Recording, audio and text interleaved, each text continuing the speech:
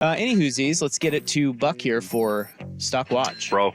A little NFL potpourri for our Stockwatch. We'll start with some Super Bowl MVPs and a clip that was unearthed or went viral today that I hadn't seen yet. This is Joe Montana at the Super Bowl. I don't know what made me do it, but one day I hung up and I'm sitting there going, I wonder if these things call out. Talk about So the I pick phone up to the the phone, I hit, what do you do normally? Hit 9, right? Gives you an outside line. I hit 9. Got a dial tone. I dialed my house. And the phone would ring. I'd pick it up, and it'd be Joe. I go, what are you doing? I go, hey, how you doing? What are you doing? What do you do? Who is it? What are you doing? Where are you calling me from? He goes, I'm calling you. I'm calling you to say I love you. And I go, I love you. How are you calling? He goes, they have an outside line. I check in every stadium. I go, on the sideline phone. I found out that it calls. So I thought I'd give you a call since I'm just sitting here waiting to go on the field. That's fantastic. So that was Joe Montana at the same Super Bowl that he picked out John Candy in the crowd. Dude. Calling his wife from the sideline, and apparently he did it with about 4 minutes left in the game. And he's like, hey, let's see. Let me just say for the record, I love Joe Montana, and it bothers me that he has become like a bit of an afterthought. Like we poo-poo Joe Montana. Freaking Joe Montana. What a great man. What a great man. I wonder if this I can call out. And a great husband, apparently. Yes. So buy or sell that Joe Montana calling his wife from the Super Bowl in the fourth quarter even cooler than him picking out John Candy on the sidelines. No. If that story is true, and it's been confirmed many times, I cannot fathom that. Whatever it was it 92 yards they had to 92 go? yards, yeah. 92 yards. They're sitting there in a timeout, the drive, the John Taylor drive against Cincinnati to win or lose the Super Bowl. And everyone there is pooping their knickers. And out of nowhere, Joe Montana looks up and he's like, hey, look at that. It's John Candy in the second row. Everyone's like, you got a play call for us or what, man? And he's like, I got this. And he said, like, John Taylor and other people knew at that moment, they're like, hey, we're fine. I'm sorry, dude. That is the most baller just move. Other than like, hey, the rack in section 302 up there. That'd be the only thing that would be equivalent to that. Dude, Joe Montana is the freaking man. You said that was in a playoff game? That was in the Super Bowl. That was in the Super Bowl. Same Super Bowl. Same Super Bowl against the Bengals. No, calling his wife. Oh, the same game. Same one. Wow. No wonder they won. Well, we'll move over to another Super Bowl MVP, and this would be Eli Manning in yet another viral clip. This was posted by the New York Giants. Eli Manning trying his hand at rapping. Oh, are you ready? You ready? Go ahead, Ephesians. I'm Eli Manning. I'm nice. Tom Brady's the GOAT. Sight, I beat him twice. Hold me back. Hold me back. Hold me back. Buy or sell that Eli Manning should be held back, or buy or sell that he should continue his rap career. Please stop. Oh, I think he should continue his rap career. I see a future. Please stop. Are you kidding me? Please stop. That's great. Eli's great.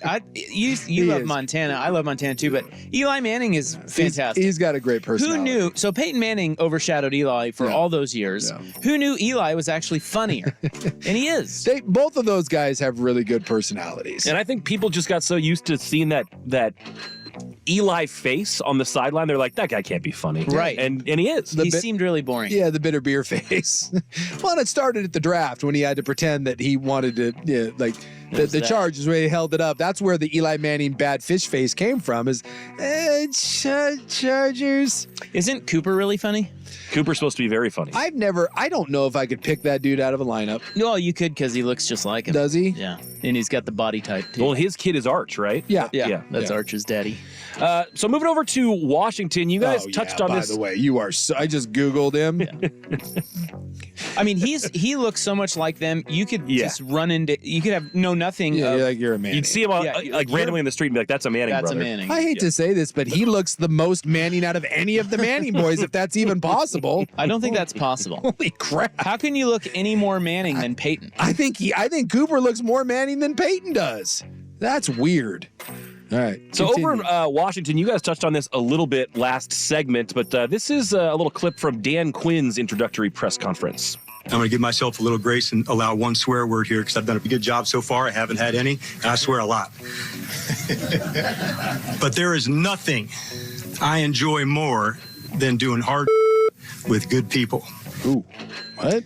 It's uncomfortable. Was that an F-bomb? No, that was an S-bomb. He likes doing hard S with good Hard people. S. Oh, I thought he said hard effing. Yeah, that's what I thought we were doing that. No, he didn't do that. But Before you get to your stock, can you play that and then fade it down real quick?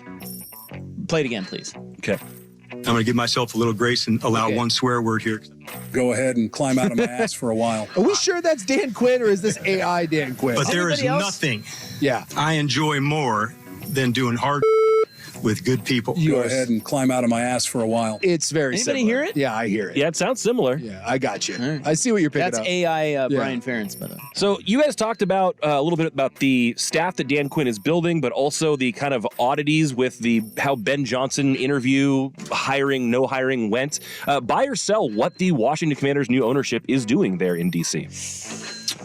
Buy or sell what they're doing? I mean, I don't know yet, man. I gotta Last sell team to hire a coach, but I do we know. like the guy? Do we like who he's building? Hey, I don't like the vibe. So far, I don't like the vibe because I think the stuff with Ben Johnson is weird, yeah. and I think the organization should take some. Obviously they're throwing dirt on the guy, Yeah.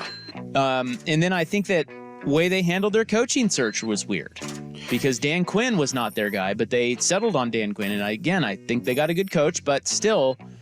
I don't know. It doesn't look good so far. I'm with Rob. I think it's clunky. I like the GM hire. Everyone seems to think that was a way to go, but I think the coordinator thing was funky. But obviously, you had to get a head coach. Just when you wait to the very end and you don't get either one of the guys that you were waiting for, and then you start the PR spin, it seems petty. It seems a little rushed. It seems a little non-professional. So, look, again, it's far too early to tell, but I'm with Rob on this one that it just you don't want to see it out of an organization trying to change the culture and get rid of the feeling that you don't know what you're doing. It's not off on the right foot. And then finally, another topic that you mentioned briefly in the last segment, but want to give you the full quote on it. This is from Diana Rossini, asked about Mike Vrabel on the Athletic Football Show. Don't have the audio, but the quote is this: I don't think there was a fit for him. I don't think he sat in front of any owner who thought that his style was going to work for what they were looking for. I had a GM at the Senior Bowl who mentioned to me Vrabel's physical build, that he's a very large human being. He can be very intimidating to people in an organization that are going to be part of those decisions, and that is a factor. Buy or sell Vrabel's imposing figure as a reason he's not getting looks for a head coaching job. That can't be real, can it?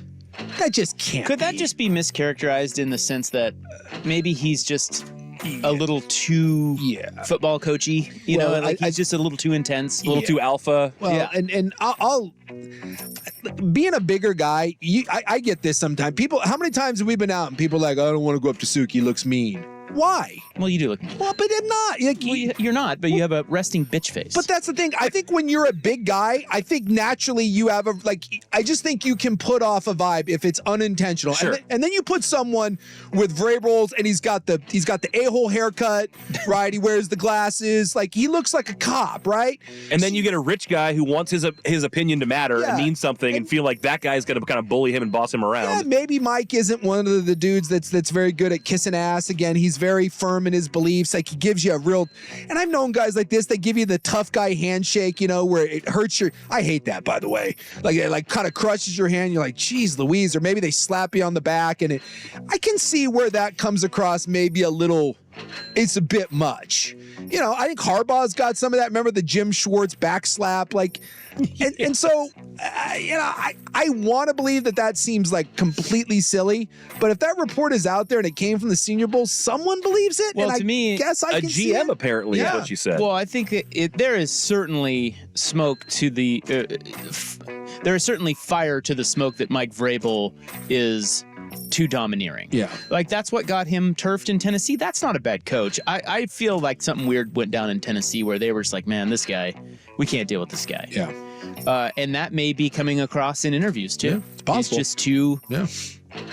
We thought he'd get snapped. We didn't think he was going to get fired. It was a bit of a surprise, most people thought. And then Yeah. everyone assumed he was going to get snapped up, and He did not. Yeah. Tell you what, if Him and he ends Belichick. up as a coordinator somewhere, it's going to be like, okay, he's not interviewing well.